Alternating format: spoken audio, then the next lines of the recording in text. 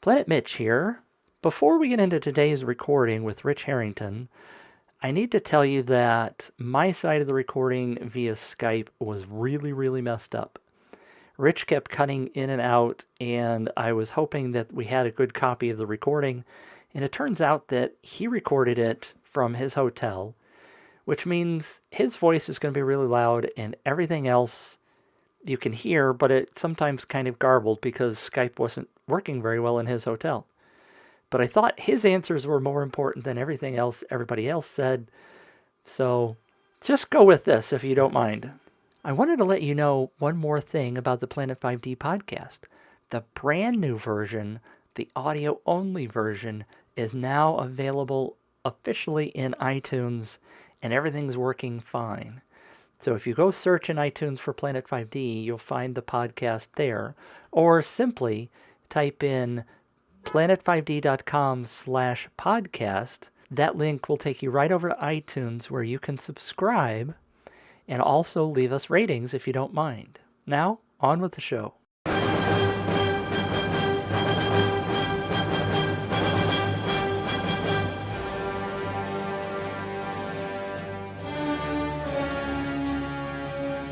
Three, two, one, zero, and liftoff. Well, that was unexpected. Yeah, see, I thought I'd change things up on you this week and surprise you. Does anybody know what that is? Crickets. I don't know. No, stumbled. That is Mars, the bringer of war from the Holtz of planets. I can't talk again today. See, it fits into the Planet 5D theme, stuff from the universe. Oh, my stars. I'm waking up now thanks to the music. Well, that's good. That's important. So welcome, Earthlings. I am Planet Mitch, and this is episode number 8 of the Planet 5D podcast. And this week we have a special guest, Richard Harrington from Photoshop World. Yeah, hi guys. Good to be here. I'm coming to you from Las Vegas, so the joy of a sunny city. Wait, we haven't even been outside yet, though. That's the way it is when you go to Las Vegas for one of those things. It seems to be the go back and forth from the hotel. Yeah, go ahead, Rich. Yeah, it seems to be the way it is when you go to a lot of these things when you're traveling on the road for work. It's, people are like, oh, that's such a cool city. What was it like? I was like, not very humid, about 72 degrees, kind of shady. Yeah, I think Barry and I are going to find out a lot about that on our tour this fall. Hint, hint. Because the training sessions that we're going to do on our tour, which is at dslrdynamics.com, by the way, we'll be in the hotel, we'll go downstairs, do the training, we'll pack up the gear, and we'll head to the airport. So I don't think we'll see much of any of these 30 cities that we're going to. I because I bring all my long sleeve shirts and my jackets to Vegas when it's 100 degrees out, because inside it's so cold when you're sitting in these rooms. You and I are a lot alike, Pamela, because I do the exact same thing. I carry around a jacket with me everywhere I go, and people think I'm crazy. But I'm glad to hear you and I are thinking a lot alike. I think the two of you are crazy. Oh, well, thanks. Thanks, Richard. Just in case people don't know, we have two co-hosts with me. There's Barry Anderson, who has been heard laughing but really hasn't said much yet, and Pamela Barry.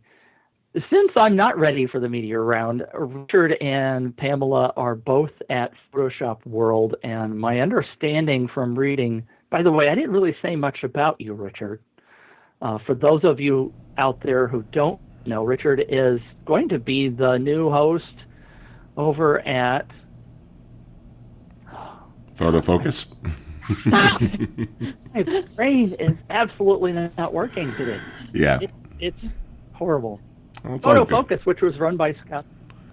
Yeah, I have a handful of jobs in my life, but one of them is I come from a family of educators, and I've always been a publisher, so I enjoy that. I actually am taking over the publisher role for that website, and I work on another website called Creative Cloud User that's Adobe focused, but I enjoy that. I've always loved photography, and I've been working for years at sort of where photography and video meet, so it's always funny seeing The fusion stuff that's popping up now. My very first book over, almost 15 years ago was called Photoshop for Video. And so it's like, oh, yeah, cool. Damn it, I was 10 years ahead of the time. So, but it's okay. It's fun to be there. It's fun to play in this space. I've always loved history. I've always been a journalist, and I've always loved telling stories. So it's just great to see all these things come together, and technology makes it so much easier these days to reach a bunch of people and to get them talking. And Photofocus has had a big change this week in the design of the website. And yeah, it's gorgeous. Yeah, I've got a lot of good feedback. And you actually have bios on there. Yes, yeah, Scott has built a tremendous website through the years. He's such a generous man. You know, for 15 years he's been putting out daily news about photography, and I've been a part of that for the last several years. And he's got some other cool stuff on his plate that he's focusing on, and he's still contributing to the site. He still comes on the podcast. He still writes anything that comes to his mind that he wants to share. He shares, which is great because he's just got such a sharp wit and a great sense of insight. But he one day he said to me, he's like, "Would you like to just take it over and change and do what you want to do? I trust you." I'm like, after the initial shock, I was like, sure. Okay. Okay. Awesome. Yeah. So it's been great, but he is still fully involved in doing everything he wants to do. I'm just the one that gets to worry about all the little things, as you run a great website yourself there, Mitch. That, there's lots of things to keeping it up that are well beyond the writing of the post or the doing of the doing. And, I've, for some crazy reason, despite everything else I've got going on in my life, thought this was a good idea. But it's okay. I'm loving it, and it's fun. Well, that was actually one of my major questions to you. How in the heck are you able to do everything you do? Because I see you on Autorama, you're on lynda.com all the time, you're posting on your own website, now you're doing Photofocus. And we have how do you manage any of it? Well, and we actually have real client work, and I've got 2 small children and a happy wife. So at least and I'm a Daisy Scout leader and a Boy Scout leader. So oh my stars! Yeah, yes, and I ask this question daily of myself when I'm. I am a very organized person. I've got an advanced degree in project management. I trim everything from my life that doesn't add value. I enjoy a very small number of TV shows, and I just intensely focus. But I do normally sleep 6 to 8 hours a night. I just use the rest of the time to be incredibly productive, and then when I disappear and take vacation, I pretty much disappear and take vacation. So it's just a matter of focus, and that always works out. But the biggest thing is also that, like with RHED Pixel, I've got a tremendous business partner and a great team. And so, next week when I get home, I'm directing a TV commercial on Tuesday. All I'm doing right now is looking at the script and, deciding on performance and angles. The DP is doing his thing. Kevin Bradley's great. We've worked together. The producer, Rachel Longman, is, taking care of all of the details. And one lesson I learned very early on in life is if you surround yourself with great people and you try really hard not to be a jerk or controlling, you could pretty much step back, trust them, and it will turn out 90% the way it would have happened if you did it all yourself. And most of the time it actually turns out better because great people add to the mix. So I don't know. I guess it was a matter of focus and learning to let go of being a total control freak, and that leads to great productivity and being able to, at the same time, put out all this educational content to help folks. I mean, I really do want the industry to be solid. When I started my career, I was in Des Moines, Iowa. I had a couple of great mentors, one who taught me After Effects, one who taught me Photoshop, another who taught me how to direct live TV. And, here I was, just this young punk kid, but they let me into their world and they taught me everything they knew, and I did everything I could to help them. And it was just a very influential thing early in my life that there didn't need to be barriers. If great people could, mentor the next generation, things would be awesome. And that's what I feel my obligation is. That's awesome. And I think you need to, or maybe I should just hire you to teach me how to manage my life. So that I can be like you. Cause Oh, I'm not right now I'm not the poster child. Most people, they're like, you do that, and that. And I'm like, yeah. They're like, that's hard. I'm like, yeah. So yeah. Is that why Pamela is laughing so hard? yes, yeah. Pamela has been a great friend of mine, and one of the people, she's worked on some of my shows. She's helped with some of the projects that I work on educationally. She's produced me in the field. So Pamela knows just how scatterbrained I can occasionally be, and yeah, that's why she's laughing. But yeah. Oh, but at the same time, Richard has been such an amazing mentor that I've needed in the last couple of years. So it's been a wonderful relationship, and that I'm grateful for in so many ways. So you guys are both at Photoshop World. Has it really started yet? Do you have any really big inside tips of what's going on? Well, the keynote is about an hour from now, and I tweeted out this morning and blog post this morning. If I were you, I would watch it. Now, this podcast is going to come out after that, but I was reminded yesterday that I was in a very small group of people that figured some things out. But what I would say is, as soon as we finish recording this podcast, which will be slightly before it comes out, I would encourage everyone that who's into photography to watch the keynote, because there's some cool things coming. And anybody who just felt like Adobe wasn't listening to them before, if they're still unhappy, they're whiny people.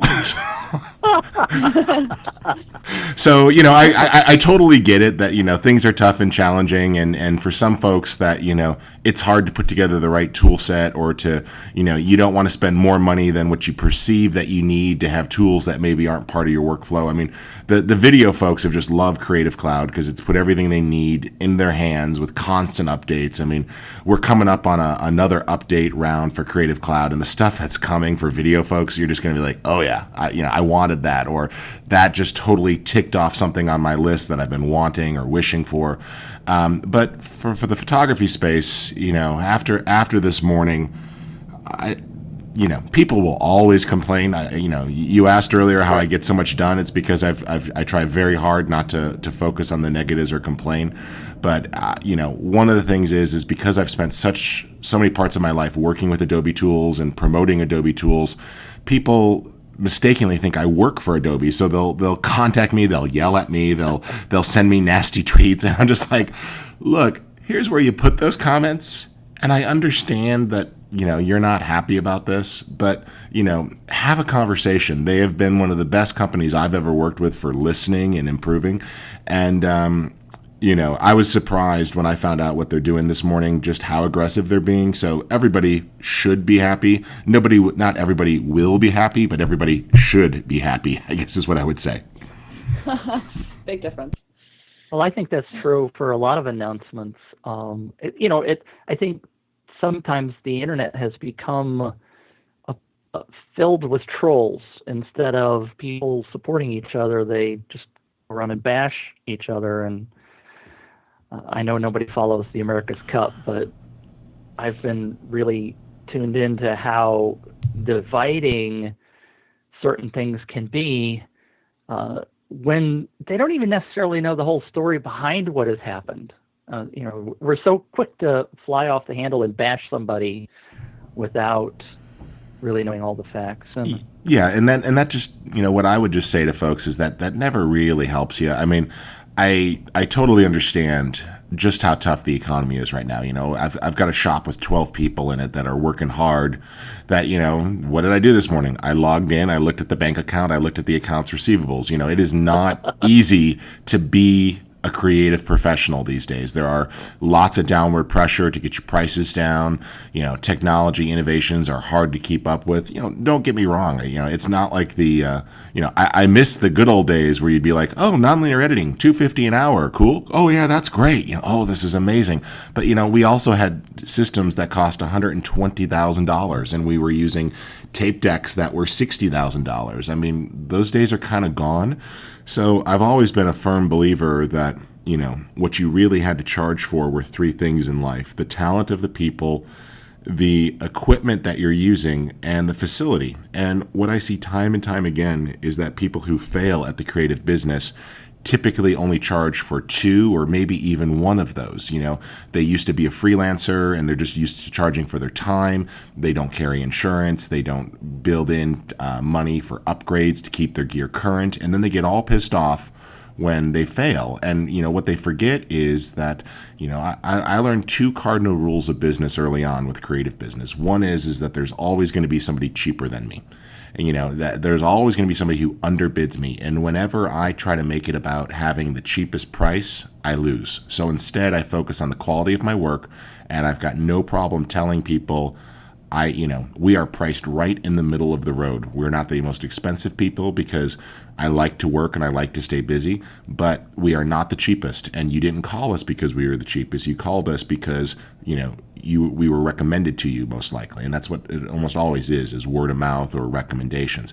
The other simple rule I learned about creativity is that there are three types of clients: those that, will pay a fair price and pay it on time, those who are nice to work for, and those who make great pieces that you're proud to put in your portfolio.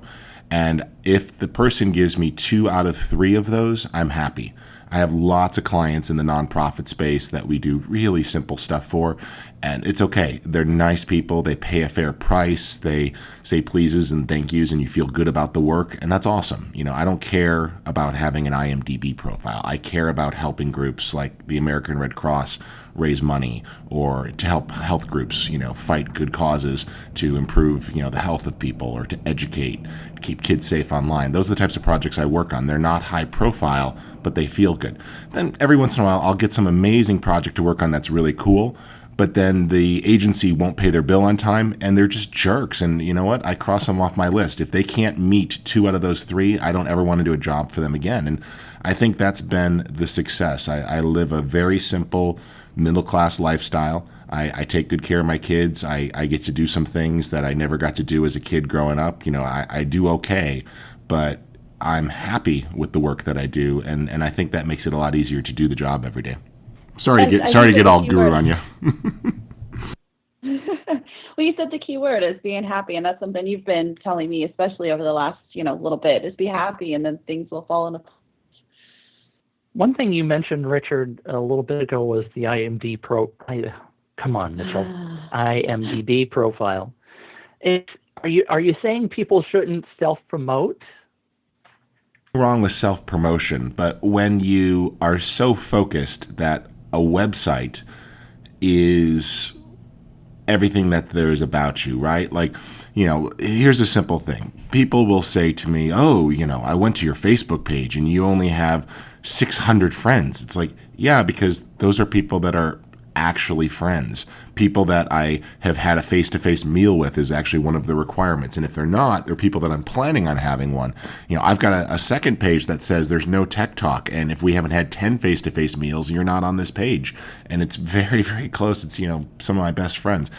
I don't count the number of Facebook friends as a measure of my success. Is it cool that, 15,000 people want to know what I'm, inane thoughts go through my head on Twitter? Sure, I respect that audience and I want to share things with them, but I don't go up to some other person I meet at a conference and say, "Oh, you must be much more influential and have really good things to say because you've got twice the number of Twitter followers I do." It doesn't matter. It's about getting the job done. And, one of the things that I just know is that there's a lot of cool folks in this industry that, are out there being creative or out there, making cool, innovative things. And, they'll come back and tell me that something that I produced education-wise inspired them or got them over a bump, and then they show me what they create. And that's awesome. Every once in a while, I'll laugh because somebody will put me in the movie credits as a technical consultant, even though we've never met. And I'm like, I'm so glad that I was able to help you. And, it's just awesome to help other people be creative. I've got my own creative outlets. I do my own projects. But, I see video as a team sport. And if you need to build the resume to show your work, that's great. And there's nothing wrong with an IMDb profile to say, this is what I've done. But the pressure to inflate, to pad, to take more credit than what you've actually done, I would so much rather just have a decent LinkedIn profile, see who you've worked with and who chooses to associate with you, and be able to talk to some people that you were on set with, than to care that oh, you were in the second unit of this production, and well, what does that mean? Were you in charge of the second unit, or were you the coffee boy? I mean, who gives a crap? Just show me what you did and don't inflate it. And I routinely encounter people who pad their resume and try to blow themselves up. It's really easy. Everybody who goes into this industry really falls into three categories. Either they decide, I'm going to be technical, or I'm going to be an artist. And so few people that I encounter say I can do both. And I love the people who say I'm an artist who knows his or her tools. You encounter people who understand that this is an incredibly small industry, and and they work well with others and they don't burn bridges. Are there people that I don't like? Absolutely. Are there people that I would rather not associate with? Yeah, and I generally don't associate with them, but I don't project their names out into the internet. I don't complain about them. I don't grumble to other folks, because they're doing their thing and they're moving the needle forward, and that's great.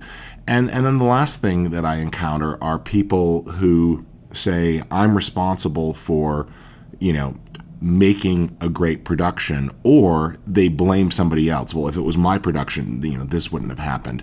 And so I think it's just important that people remember that it's a small industry. You are accountable for you, both from a technical, artistic, and personal responsibility side, and choose projects that you're passionate about, not that you think will make a good credit. So there's nothing wrong with IMDb if the IMDb is promoting what a great professional you are. But if you're choosing your career based on having what you perceive to be a great looking profile, my God, get a life and stop being so damn fake. That's so true. So true.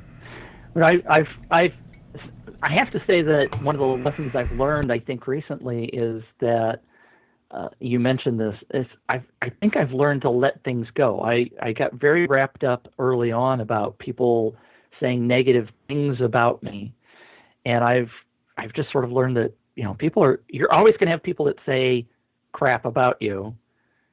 They're not important. What they're saying is not important. Oh, yeah. Well, it took several years. You're a book author. You read, the reviews on Amazon, and people misperceive something that you spent a year and a half of your life on. And they think that, oh, he's an author of a best-selling book. Yeah, I made $6,000 writing that book. I did nothing to do it about the money. It was to give some knowledge back to the industry. Now, do book authors sometimes make money? Sure. I get to go into really cool TV stations and help them solve their problems and their big workflow changeovers. And that does pay okay when I decide to do it. I don't do it often because I don't want to leave the kids. But I'm not complaining. If you do it right and you share your knowledge right, you can make a good living. But people who think that, oh, I'm going to go try to stump the guru because that's going to make me establish, this is not a game of chess. Most people in this space, you publish a website, Mitch, because you want to help people. Do you want to make a living? Yeah.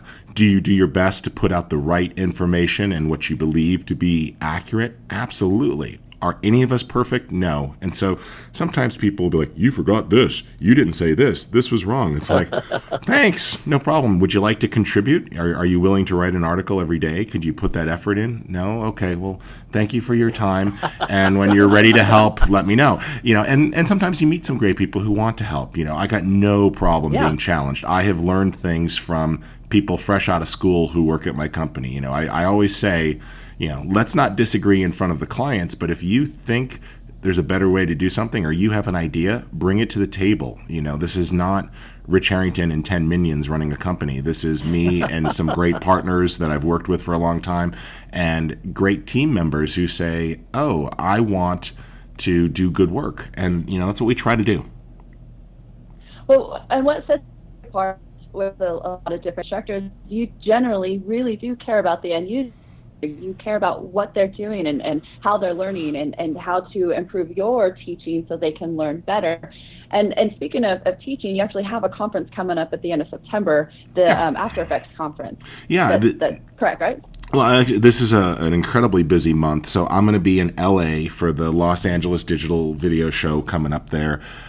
So anybody on the West Coast who wants to catch up, I'll be there for a couple of days, and I'm speaking at a user group as well. I love speaking at user groups. Whenever I can, I'll just, choose to come in a day early if it works for their schedule, because that was so important to my career coming up, was this chance to interact with folks. And I can usually do user groups. They're free events. It's just nice to get out there and to meet folks. But then I'll be bumping up to Seattle for the first After Effects World Conference. It's 27th through 29th. AfterEffectsWorld.com. I was one of the people helping organize this conference. After Effects is one of my earliest loves. And, for those of you who get the After Effects bug, it's like if you're a control freak and you want to make things, After Effects just blows your mind. It does so many great things. It is so much fun. And it's just a cool conference. And what's interesting about this one is because it's in Seattle, it's at Adobe's After Effects headquarters. So the engineers on After Effects, the designers for After Effects, the gurus of the gurus are all in one place. And you actually get to go to Adobe, tour the offices where it's made. One whole day of the conference is held at Adobe, and the entire After Effects team is going to be there. And so if you ever wanted something in After Effects, or you ever wanted to find out something about After Effects, when do you get to meet the inventors of the programs that you work with and the guys that have worked on it for 20 years? So I'm just so excited, because this was like one of those dream conferences where we were just all sitting around, and boy, I really wish we could all get together again. And it's like, I was just like, well, why don't we just have a homecoming at Adobe? And Adobe will never say yes. And then the After Effects team are like, wait, you want to hold it in Seattle, not San Francisco, like where the Adobe headquarters is? They're like, you want to come to us? Hell yes. So it's just really cool. So, it's this great little conference. I know that it's at the end of the month. And so some of you are like, wow, I don't know if I could do that, but it's cool. And I would say if you are into After Effects, this is awesome. Whether you be motion graphics, visual effects, 3D, or even just content creators. Video people use After Effects all the time for title sequences and keying and, fixing shots and color grading. It's just a cool app. So knowing how little sleep Rich has had the last couple of days, and then when he brought up the After Effects conference and his energy level just shot through the roof. Yeah. Did. Yeah, I love what you do.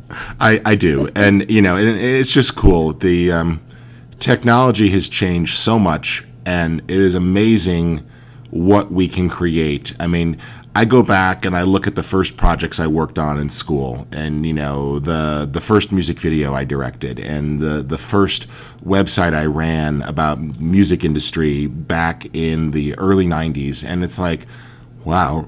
We were just happy to get the shots in the right order with a base level of exposure and volumes consistent. And if you've never edited on tape, you don't realize what an accomplishment that was. And then you look at this fusion that's happened with graphic design and video, largely brought on by some of the Adobe toolset.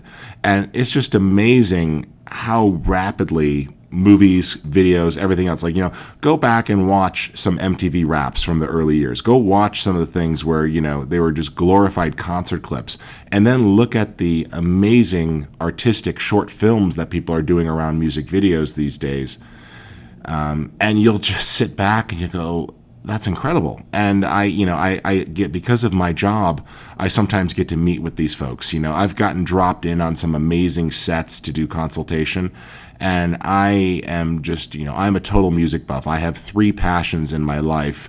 I love family, I love history, and I love music. And so I get to often, do things around all three of those things. And so it's just such a great thing when you get to take what you love and do it as your job. But, one of my mantras that I think a lot of people would be shocked is that, you work to live, you don't live to work. And so as much as I love my work, and I count myself blessed and able to do what I think is awesome, at the end of the day, if I was given the choice, I would always choose a family event over it. And I think that's what makes it so easy to work hard, is that, I'm out here in Vegas just pounding away, working hard. But, 2 weeks from now, I've got a Weeblos camp out. And this weekend coming up, I've got a day scheduled with my daughter to do stuff. And it's just awesome that, you can have those things. And so, that's not to say that, everybody go out and have kids. If, the world doesn't need everybody to go populate immediately. But, if you have people you love, or you have things that you enjoy, I have always found that when I am balanced and my life is going the way I want it to go, that my career is just fine. And if you throw yourself into your career because you're unhappy, your career is just going to suck. So make sure that you keep those two balanced. Otherwise, you don't have any passion to create. We're in a creative industry, and if your soul is dry, you're not going to create anything, or what you create is not going to move the world forward. And I guess to loop back to that whole IMDb thing, I would much rather work on something that made the world a better place than be concerned that what I worked on was famous. And so, just balance out the projects you choose. Don't always choose the hottest property, or don't choose something because of the business side of it. Choose projects to work on that you truly feel are awesome and make them even better. And then your portfolio will speak for it. I would always rather hire a DP who he or she had just beautiful work that they were excited by, than for them to name drop a long client list and a list of other people they worked with. There's an abundance of talent on the planet. What there's not is an abundance of good spirit. I love it. No, I'm sitting here just, I feel blessed to be in your life, and thank you for that. Sorry to be all Zen-like, but it's as you. I had one of those moments when it dawned on me. Photoshop World happens twice a year, and I was counting as I was getting packed up, and I was like, this is my 20th Photoshop World, which means 10th year speaking at the same conference. This will be the 10th year coming up that I've worked on the NAB conference, designing it and helping line up the speakers that come in. And part of me, like, you have that moment of self-doubt of like, am I still fresh? Should I step aside and let somebody else do it? And what I've realized is that, yeah, because I choose to collaborate with great people, because I don't hold anything sacred that I'm willing to sacrifice things that I've done before and blow it up and try something all new. I guess you do remain relevant, but it's so easy as we age in this industry to think that we're losing relevancy. And for those of you at home feeling like, you're on the younger side of that, don't worry, you'll get to where I'm at, and you'll get to where the people that you think are old at. You will realize that it's like you wake up one day, you're 40 years old, you have to go to the chiropractor once a week just so you can walk around. You look at your mortgage, you look at your IRA, you look at all these things that get in the way of being creative, and you're like, where's that guy who used to be able to go to bars at night and shoot bands performing and got to hang out in the studio with Slipknot as they recorded and traveled and did all these things? And then you walk in the door after work, and your kid runs up and gives you a hug, and you sit down to email, and 10 people are writing you to say thank you for helping them learn more about time lapse, and they send you their work, and you're like, oh, okay, my job on this planet has just changed. It's no longer about me. It's about making it a better place for other creatives and making it a better place for my family. And you find contentment. For a while, you're so concerned about the projects, but you know what? At the end of the day, it doesn't matter. What matters is that you're happy, and projects may give you that, but if all you're doing is building your career around projects and the jobs you choose, you're not going to have a great career. Wow, thanks, Rich. Thanks for that reminder. I think a lot of us need to hear that often. In fact, more often. Yeah. No problem. And what you said is dead-gum true, because I'm 56 years old, and all of that stuff has come true for me. And it's just great having you on. And I know you guys want to go rush off and get to the keynote, so I'm going to let you both go. Sure. With the hope that we can get you back, Richard, and spend a little bit more time talking about gear and projects and photography and absolutely. This was the one side. This is the one side of the brain. Just tell me. I'll come back in a couple of weeks or a couple of months when you got a slot. I know people are like, oh, Rich Harrington's on the show. Let's talk about DSLR video. Let's talk about Premiere. Right. So we could do all of that. This is great. This is great. So yeah, just tell me a when. I'm not that. You know how to track me down. You are one of the few people that have the Skype, the Twitter, the direct message ability to just say, hey, let's go geek. And I'm more than capable of going geek, although I'll let you know a secret. If we schedule interviews, you get me in the morning, it's zen and philosophical. You get me in the evening and we can have a beer. We can have all the tech talk you want. So let's just schedule one later in the day, and then we can do the other side of the brain. But I'm kind of like a sunrise. As I wake up in the morning, it's the yoga meditation moments, and as I go to bed at night, it's the mad scientist, let's change the world. So we all have our life clocks, and you just caught me on this side of mine.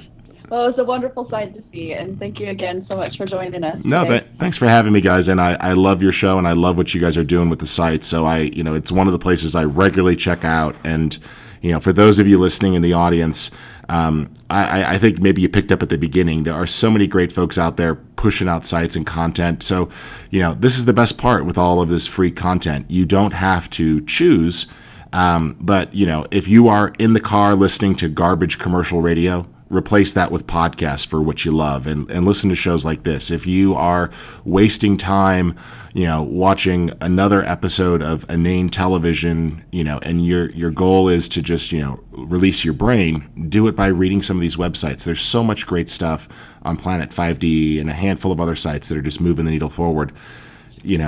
Make your entertainment be your industry news, and then you'll have a great time with it. Cha-ching. Good. Thanks so much, Richard. No problem. And good luck with the roadshow, guys. I'm happy to promote it as well. So just let me know what I can do to help with that, and keep doing the good thing that you guys do. Thanks so much, Richard, for being on the show, and that pretty much wraps up the call that we had today. As you heard, Richard and Pamela were both at Photoshop World and wanting to head off to the keynote speech. Please make sure to subscribe to us on iTunes at planet5d.com/podcast. And please also be sure to leave us ratings there. We certainly would appreciate that. It will help us move up in the rankings and get more listeners. If you have anything you'd like us to talk about on the Planet 5D podcast, please send that to planetmitch@planet5d.com. And make sure to check in with the Planet 5D forums, which are the kindest, gentlest forums on the planet. We don't have any trolls, so come on by and enjoy a positive attitude. So this is Planet Mitch on behalf of Pamela Berry and Barry Anderson saying over and out.